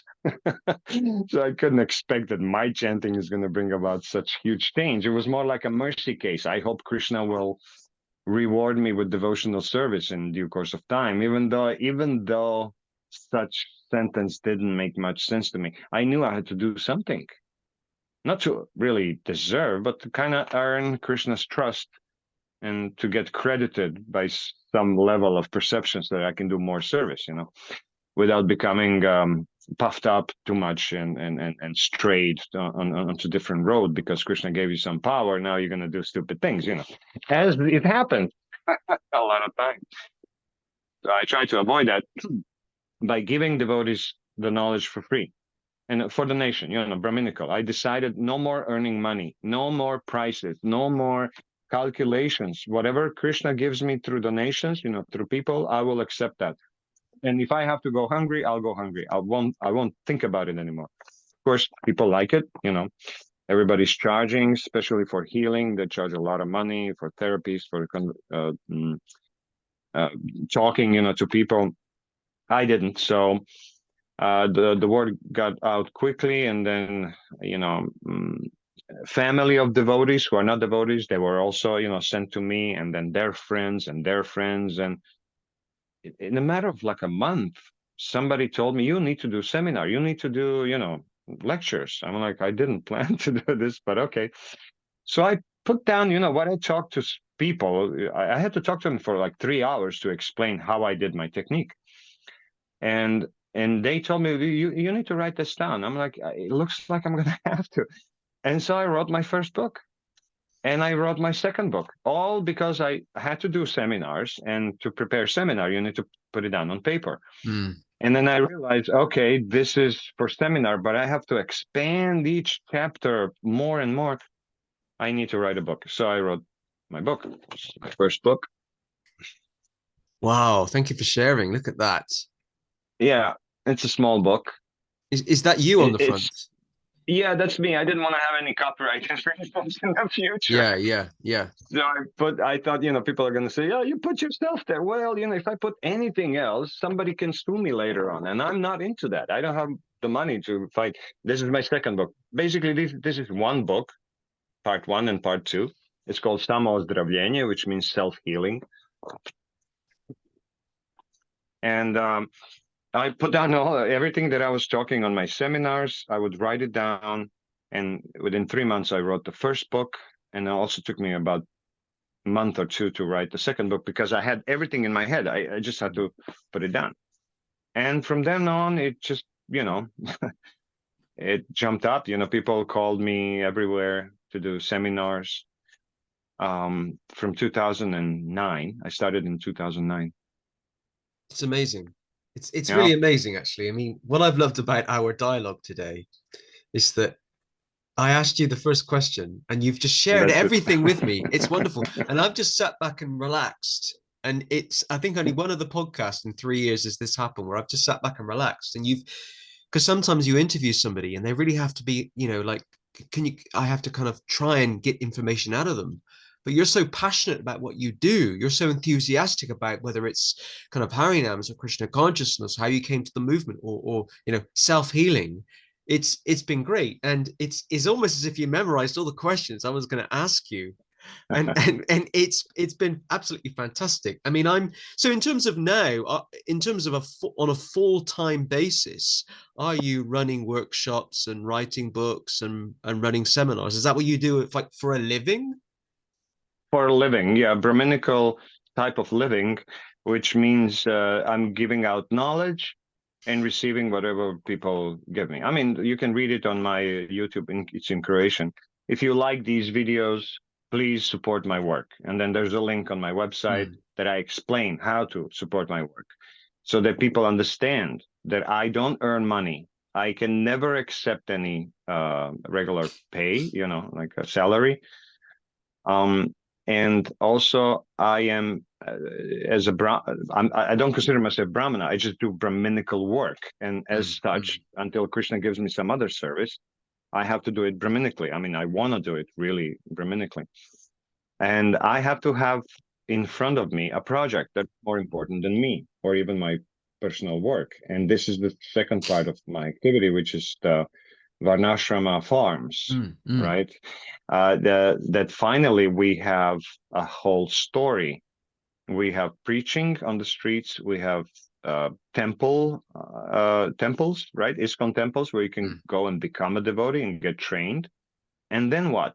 Go back to the material world and go back to studying and working. It's not a finished story. I thought that Prabhupada gave us all three components: preaching outside, and then training in the temple, and then living on the farm. And if somebody wants to go back and live on the city, then you should have a really good reason, like preaching in those centers in the city, bringing people in, and then taking the, training them to become devotees, to learn how to chant and do sadhana.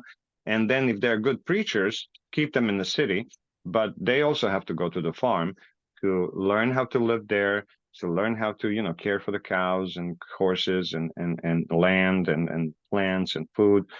And, for 6 months, and then go back to the city to preach and be in the, passionate and tamastic, atmosphere of the city, bringing out people. And then again, go back to Nebuchadnezzar or Zion, to, like from the Matrix. This is a very similar concept. They're preachers. They go out, they bring people out of the Matrix, and then they go back to charge their batteries to associate with people in their city, the real people, who are not plugged in. And then you can do that forever. I mean, if Krishna gives me 10,000 years, yeah, that's the only thing I want to do. So when I came back to Croatia from America, besides offering self-healing, knowledge to devotees, I also put up an ad that I'm looking for someone who wants to live on the farm, village life. And immediately some devotees called me and say, hey, we actually are talking about this for the past few years. Let's get together and see what's going on. And so I found this devotee, Ati Chandra Chaitanya Prabhu, and his good wife, Sarvanga Sundari Mataji. They wanted to, they had some little money they saved up. They said, we were thinking either we're going to buy an apartment in the city and then stay here. He also had a good job, a police officer, special forces, police. So that's a, good pay and good benefits later on. It's not something you give up. You push on until you get such a retirement that you can really live nicely, even in the city. But he was ready to give all that up and to go to retire the earliest possible at the age of 41, which would give him like this minimum benefits that wouldn't even allow you to live on a village, just paying, but he was ready to sacrifice that and the money, because when we got together in 2008, when I came back from America, I met with them. We had completely same idea how the life should be on the farm, Varnashrama and all these things, what principles and in the next like 6 months, we were talking so much, like 3 or 4 families, and we basically, got the feeling that we agree in everything, how it should be. All the mistakes that ISKCON has made in the past on the farms, in the temples, in the big communities, small communities, let's not do those. Let's try to make principles such that anybody can live there, even if they're not a devotee, but, without killing animals, without poisoning the land, without exploiting people. We had 3 major principles that we established in our statutes, so to speak. First is you cannot exploit the land, people, or animals. There's no exploitation. So whatever we do, we have to make sure that it's not exploiting. Doing cash crops, and destroying the land just to make money. No, no, I want Krishna to give me money in some other way. This is exploitation. I'm going to get bumped down in due course of time if I do this, what other people usually do for money. We also decided we're not going to take money from EU funds or government funds or some unknown corporation donations, nothing, no impure things like that. We wouldn't take big money from criminal corporations. So we just depended on donations from people and whatever we can inspire people to, to give. That's the cleanest money and the best money, that we can get for our farm, which is, so we found the land. It wasn't easy to find the land in Croatia because good lands are mostly full of minefields. You see, that's the problem in Croatia. There are parts of Croatia that are just beautiful, forests and hills and mountains and minefields. And there was a horrible reality, but we managed to find in the place where there were no minefields, there was very little fighting, so no mass killings and bad karma and stuff like that. Beautiful area, rolling hills. It looks like many parts of England. Rolling hills, not big hills, just little rolling hills and little valleys. Yeah, that's it. I love England. I love England, those parts that are like that. I would love to live there and farm. And why the Vikings came. I mean, Vikings came, they stole your land. We are not living here. This is a great place, So yeah, a very similar atmosphere. I have photos that you can also share with you. We found the land and we spent all of his savings that he had. It was 40,000 euros. At that time, it was much more than now, 40,000 euros. It was 2009. And we bought that land. It was 17 and a half hectares.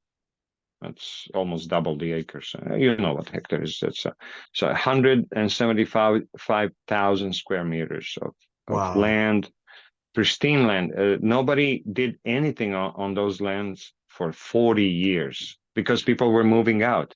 Almost nobody around us. It's just few people. They're also ready to move out or to die. They're old. So we came there, we bought the land, we made friends with locals. They helped us dig wells. We dig 2 wells there. We plowed the land. We planted many things without even living there. We were traveling for 2.5 hours from Zagreb to go there to pay our neighbor there to work on our land. So we can see, is this good position for us to escape to, if there's a war, if there's a huge crisis, or if we want to go and live there, create a community. And the land was just, you can spit on it and something would grow. It was beautiful. It is, not was it, but at that time it was just to us like, this is it. So we bought the land, and from 2010 to 2015, we were preparing it. And then the first family, the police guy, the police devotee, he quit the job and went to early retirement. And he moved there. In 2016, we actually built a house, the first house. They moved in, they started living. Then we built the second house, all from our money. Just my current wife, my second wife. She's a yoga teacher, a devotee, and we do these workshops, seminars, retreats on the islands of Croatia, and this is how we, collect money, make money, and basically we just live in this rented apartment in Zagreb. We have 2 old cars that we use for our service, and all the money just goes into the farm. We have 2 cows. The place, we have like 2 huts as well, so more people can come. And the next project is to build actually our house for myself and my wife, so we can move there. That's probably take a few more years. They're also building a freeway to there. It's going to be, instead of 2.5 hours, maybe 1.5 hours to get there, which is nothing. So this is what we're doing now, basically preaching all over Bosnia, Serbia, Croatia, Slovenia. Wow. I'm doing separate preaching than my wife. She has a yoga studio, so she's pretty much here in Zagreb, busy all day long with workshops and everything. I'm one of the teachers, yoga teachers, but not for asanas, just for theory, Vedic theory. So if you want to become a teacher, you have to go through the teacher training program for yoga teachers, and I'm one of the teachers for the teachers, that give, I give them the basic Vedic knowledge, the modes of nature, the karma, reincarnation, all these things that they have to know to become yoga teachers, so they can teach their students. So they don't have just any yoga teacher, they have a devotee yoga teacher, ISKCON trained. So it's a great opportunity, and it's a big yoga center, yoga studio, a lot of people coming there. So, and my club Super Soul that I have is part of that yoga studio. It's a separate, like a room that people come in, and I do 2 lectures a week, Wednesday and Thursday. And the rest of the time I'm traveling to Rijeka. I'm still going to Rijeka. I cannot avoid that city. Actually, it's a wonderful city. Slovenia, all over Croatia. And now I'm going to Sarajevo next month.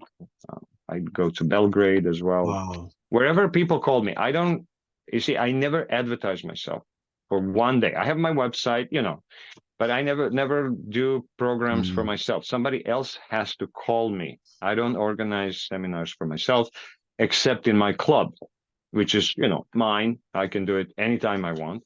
And that's great, but that's just in Zagreb.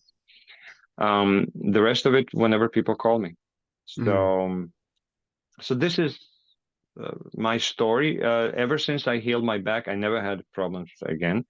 I had problems 2 times for 3 days because I was putting together IKEA furniture. And you know how that goes. You bend down and you get up, all of a sudden, a real pain lasts for a day or 2 or 3, or maybe a week, but it doesn't come back all the time. And I also realize anytime, even if I do something physical and I feel some pain, it's always emotional. I always look for, inside. Okay, get rested, lay down or sit down, but it's always emotional. Now, that emotional story, I think that should be a whole different podcast, because it takes a long time to go through these details. What do you do actually inside your mind, inside your perception, to convert that pain into not really pleasure, but just peace and joy. Not pleasure. Pleasure is disturbing, but peace and joy, that's the real price. I had a couple of questions. One of them was, if people watching this podcast want to find out more about the farm, how do they do that? Is there a website or a Facebook page somewhere? For the farm, not really, not yet, because we have nothing really to show for. There's a house, people live there, children are playing outside. We have a dog outside. We have cows. We have one volunteer living there in one of the huts. We had more of them in the past, living there for a month, for 2, for 3, for a few days. So volunteers, they can come if there's work, when there's work. They can contact me. It's the best way. I don't have anything on English. I have one drone footage of the farm, from the top, from the house, so you can see how it looks there. It's on my channel, so you can type in drone farm. They can call me, and then I talk to them. Maybe it's not the time to come to the farm at all, because there's nothing to do. You can come visit anytime. We go there from Zagreb. We go there once a month. I bring all of my congregation, to the farm. We were there yesterday, actually. We go in the morning, and then around 3 o'clock we start, with bhajans and lecture and prasadam.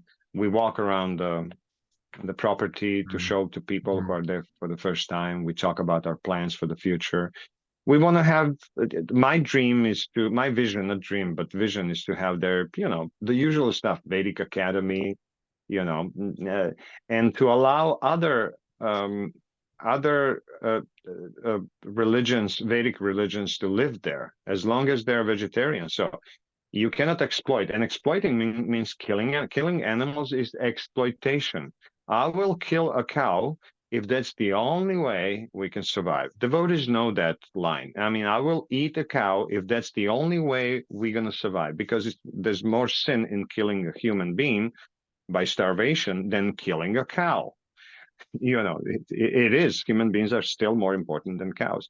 But for that occasion to arise, I mean, we really have to be in a horrible situation. So I tell people, yeah, even if you're Christian, if you're Muslim, as long as you don't kill animals, you don't exploit people and the land, that's the first principle that you have to accept. The second principle is that you cannot work outside of the farm. You cannot work for a corporation and live there because you're dependent on the system then. And you're their slave, you're their puppet. You're going to do whatever they want.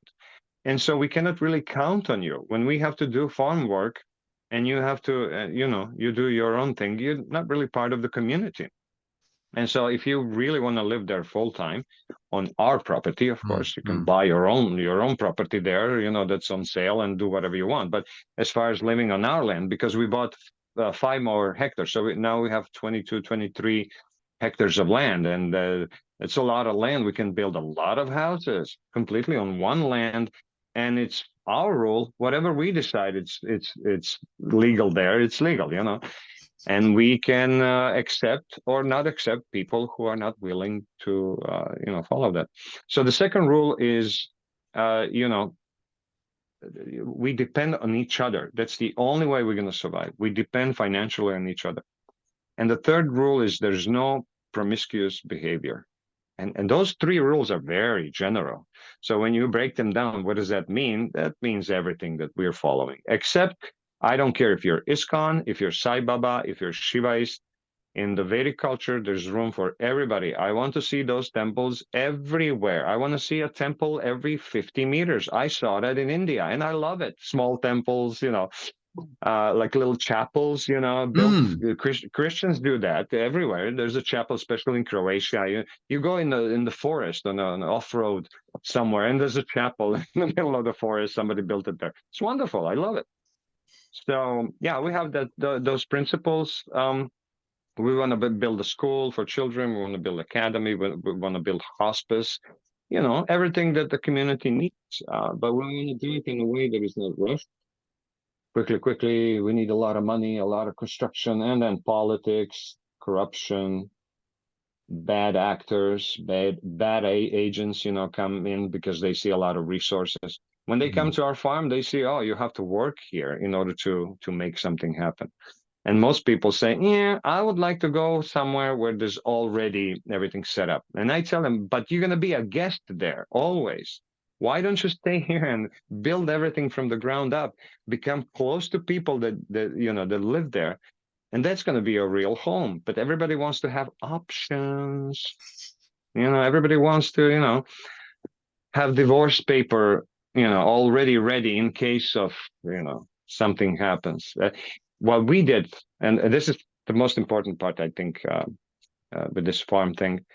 Ati Chandra Chaitanya Prabhu and I, we decided, and his wife, his amazing wife that agreed to something like this. Not just that he retires sooner and then they basically couldn't live. If I quit this deal, this community, they financially couldn't survive. He would have to get work. Financially, they couldn't. They have 3 children, and so it was a big investment into our own self, into our own relationship. So basically, he invested with his own money to buy the land, and I invested all the money that I earned so far into, Meanwhile, he got some more money from his father. His mother died, actually. And then there was a small apartment. We sold that and then invested in. So basically now we are a couple of €100,000 each invested in the farm. We have no receipts. We keep track of nothing like that. We just know that we put everything in it, and we're both up to here in investment, not debt. We have no debt, nothing, not a penny of debt. We live free. But we invested so much into each other that there's absolutely no way we can quit each other. We're completely like 2 arms. We cannot quit. We're like family. Now he lives there since 2016. I'm sending him money so that they can live. That little pension they have, that's just to cover basic expenses. But anything more than that, you know, they need more money. What to speak about building? So we built 2 houses. You know how much money is that? Anywhere you go, that's a lot of money. So Krishna was kind. He sent many people who gave bigger donations, you know, 10, 20,000 euros, because they saw what we're doing.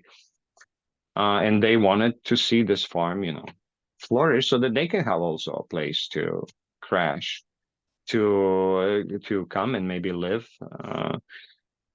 and do festivals and stuff like that. So yeah, we managed to build 2 houses, 2 huts, nice huts, you know, like living huts. We have our own food. We had our own milk and cheese for a few years until cow, you know, she was too old. And so yeah, people can call us. You can call me directly, and if they have any questions, you know, details about what's going on there, if they want to help somehow, or just come and see. Oh yeah, please come and see. We are now decorating this second house that I was telling you about so we can rent it out on Airbnb and booking, you know, so people come and we can get some money from there and build other projects. Because yeah, when you have a lot of land, no amount of money is impressive to you. Somebody comes and say, I'll give you €1,000,000. I go like, okay, I'll spend it in 2 days. Because just to put a fence around a huge property, this is tens of thousands of euros. Just go up in flames like nothing, just the fence. What to speak about serious things, you know, building. It's €1,000,000. That's like 3 projects done. 3 buildings and maybe some here and there, and money goes away quickly there. So yeah, we're basically working hard, my wife and I, so that they can live there and they can actually produce something and build something extra. So one day when we come there, we have everything we need to live independently of the city and the system. And that's what we want to do. We want to live independently, produce our own food, work only on the land. And maybe sell some of the extra we have, but money is not a problem with it, really, with us. If we build everything, we don't need to earn so much money because everything is ours. The heating is ours, the little bit of electricity. If they turn that off, oh, I'll be happy to use beeswax to make candles and to live like that, to go to bed at 9:30. You know, I lived like that in the temple, even in summer when it was light outside, we go to bed like, oh my God. Yeah, you can live like that. If you get up early in the morning, you don't need the electricity so much. You don't need it at all. But I know some people cannot even hear that. They go like, I don't want to hear that. Without electricity, that's horrible. Actually, that's a real life, because then we gather outside, build a fire, play music, laugh, stories, you know, children.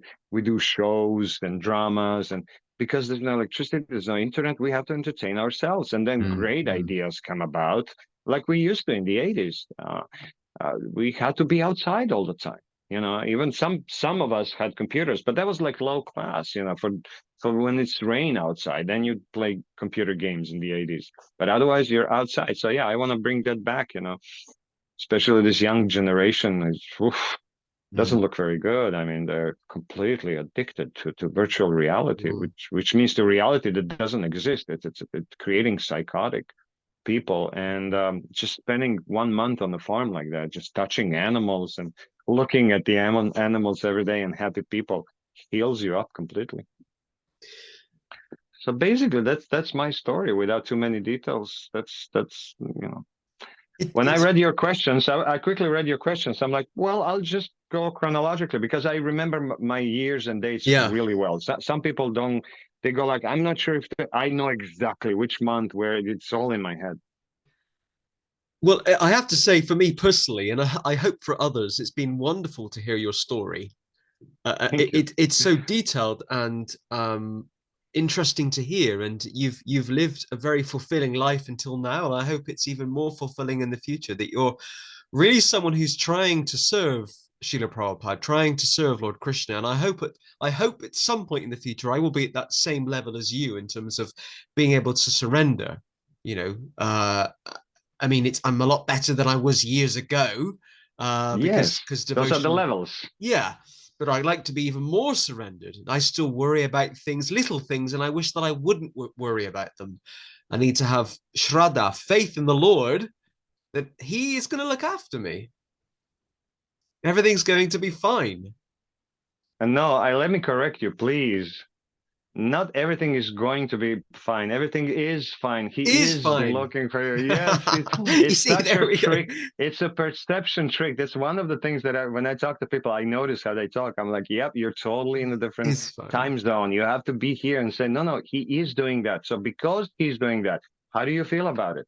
So you go like, okay, if he's doing that, if I believe he's doing that all the time, I should be happy all the time and thankful.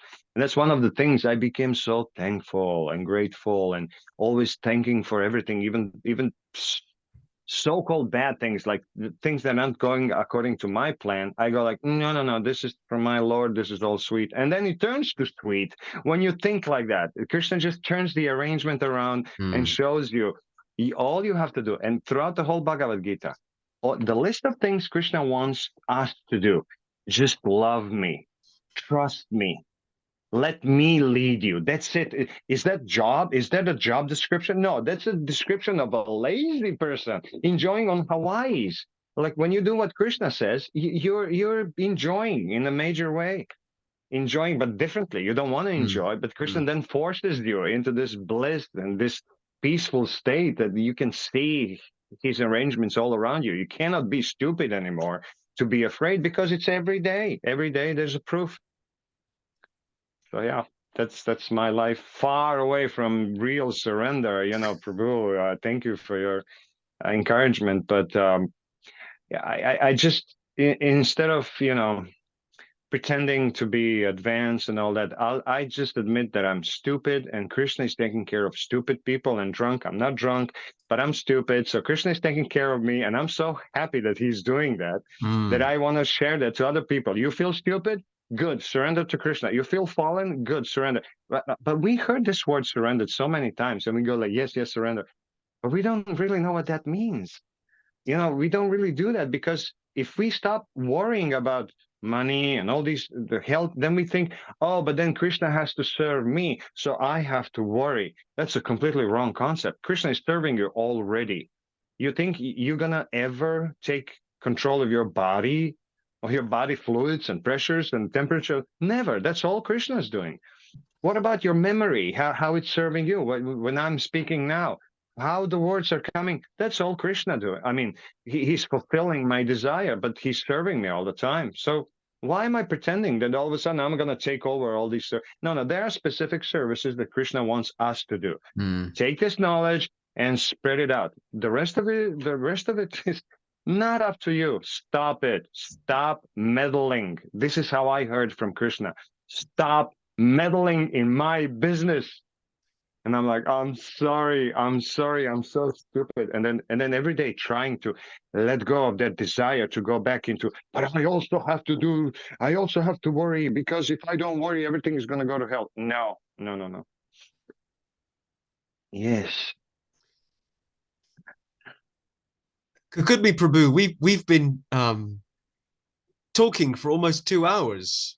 Really? Yeah, believe it or not, it's been a wonderful dialogue today. I've loved just sitting here and listening to your story. It's been a really good podcast to produce with you. What I want to do with this podcast is I will put links to your website, even though it's, I think, Croatian. I still want to put a link to your website. Maybe we can provide your contact details, so devotees from wherever they are in the world can get in touch with you directly to ask you any question they want, or seek help with something. But it's been a Yes. real joy for me today to hear your story. I find it very encouraging, very inspiring, because some of the podcasts that I produce are quite negative, about Really? controversial issues, and it's been a real change for me to just feel so. I mean, I always am positive, I think, but we're finishing on a really positive note today, and it's been absolutely wonderful. So I really appreciate your time. I'm going to say goodbye to the viewers at home, and then you and I can have a very brief debrief after. But a big thank you to Kakudmi Prabhu for being our 110th guest. I'm not sure if there's anything significant in the number 110, but to thank him for being the 110th guest on the Hare Krishna Project podcast. Don't forget, if you're watching this on YouTube, to, if you haven't already, hit the subscribe button. And whenever I say that, it does work because the number of subscribers increases. Please hit the subscribe button so you can keep updated about future podcasts. And if you're watching this on Facebook, please do like or follow the Hare Krishna Project Facebook page so you can be kept updated about future podcasts and productions from the Hare Krishna Project. So until next week, I'll see you all soon. Thank you. Hare Krishna. Hare Krishna.